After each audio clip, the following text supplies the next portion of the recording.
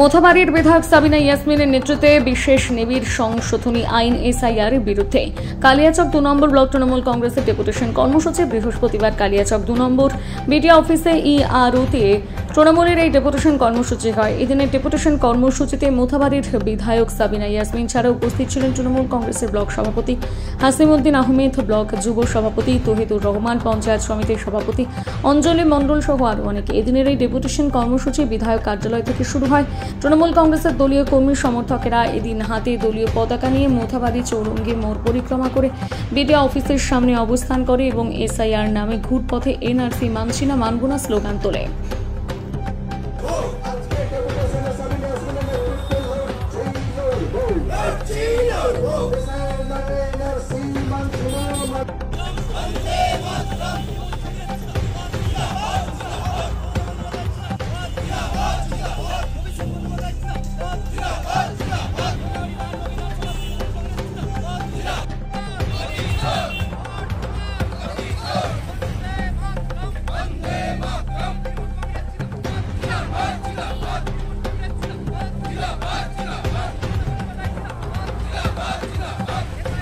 যেভাবে বিহারে বাদ দেওয়া হয়েছে, ভোটাধিকার বাদ দেওয়া হয়েছে, সেই একই পথে বাংলাতেও লাগু করার চেষ্টা করছে। তারই প্রতিবাদে আজকে আমরা ডেপুটেশন দিচ্ছি। কারণ যে ন্যায্য আজকে ভোটাধিকারের সংশোধন, বিয়োজন বা মৃত্যু হলে যেটা বাদ পড়বে সেই নিয়ে কোনো আমাদের অসুবিধা নাই, এটা চিরাচরিত আমাদের নিয়ম। কিন্তু আজকে যেভাবে ক্রাইটেরিয়া গুলো দিচ্ছে 2002 সালে, কোথায় 2002 সালে? আমি ইয়ারোকে প্রশ্ন করতে চাইছি, নির্বাচন কমিশনকে প্রশ্ন করতে চাইছি, যে হামিদপুরে আজকে চর ছিল, সেই হামিদপুরের চরে 2008 সালে তাদেরকে ভোটাধিকার দিয়েছি, তারা কোথা থেকে নিয়ে আসবে 2002 সালের সেই ভোটার লিস্টের তালিকা? কোথা থেকে তারা নিয়ে আসবে? তার মানে কি বলতে চাইছে যে হামিদপুরের চরের যারা লোক আছে তাহলে কি তারা নাগরিকত্ব পাবে না? তারা কি নাগরিক নয়? তারা কি তাহলে ভোটাধিকার পাবে না? আজকে কেবি ঝাউবানা, যে কেবি ঝাউবানা পুরো অঞ্চল আজকে চলে গেছে, সেই কেবি ঝাউবানার লোক আজকে বাঙ্গিটোলাতে এসছে। আমি কালকে গেছিলাম, সেখানকার 450-500 লোক আমরা সেই লিস্টে দেখছি যে 2002 সালে যে প্রথম পাতা রয়েছে আর লাস্ট পাতা রয়েছে, মাঝখানে কোনো পাতা নাই। তাহলে 500 লোক কোথায় যাবে?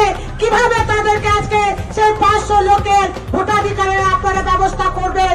এবং তাদেরকে এসআইয়ের নামে যদি বাদ দেওয়া হয়, এসআইয়ের নামে যদি এনআরসি করা হয়, মনে রাখবেন কোথায় কি হবে যায় না, কালিয়াচক 2 ব্লকে কিন্তু কাউকে আমরা রেহাত করব না।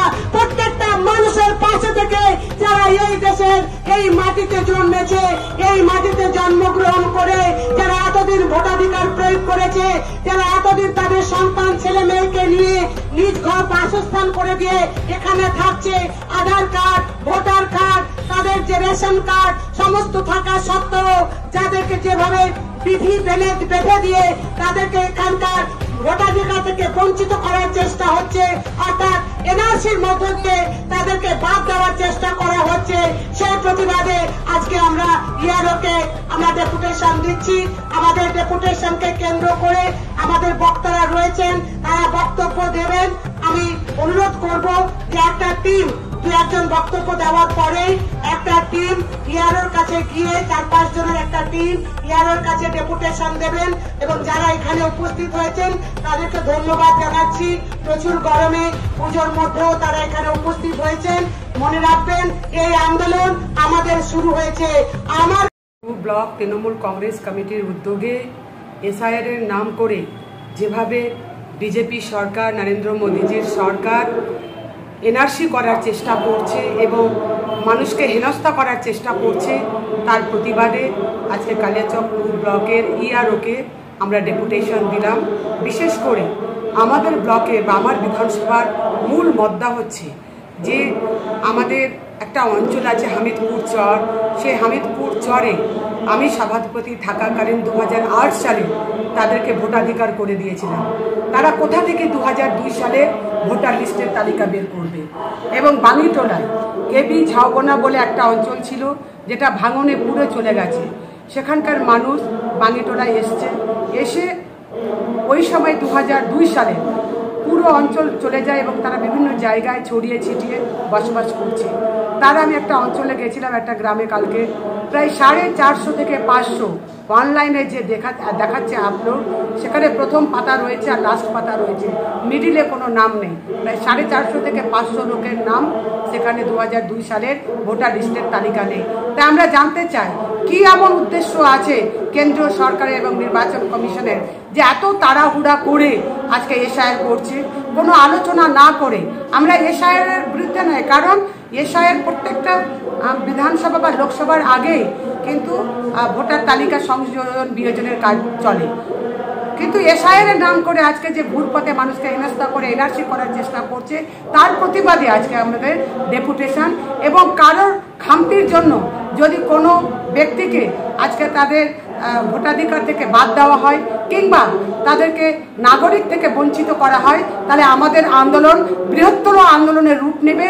এবং বাংলার মুখ্যমন্ত্রী মমতা ব্যানার্জি যেভাবে পথে নেমে এনআরসিকে রুখেছিলেন, আমরা একই পথে যদি কোনো বিভ্রান্তিমূলক বা কোনো অসুবিধা হয় মানুষের বা কোনো একটি মানুষের ভোটাধিকার বা নাগরিকত্ব থেকে তাকে বাদ দেওয়া হয় বিহারের মডেলে, বিহারে যেভাবে 65 লক্ষ ভোটারকে বাদ দেওয়া হয়েছে, তাহলে আমরা বৃহত্তর আন্দোলন করব এবং আমরা যেখানে যতদূর যাওয়ার আমরা সেখানে যাব। ধন্যবাদ।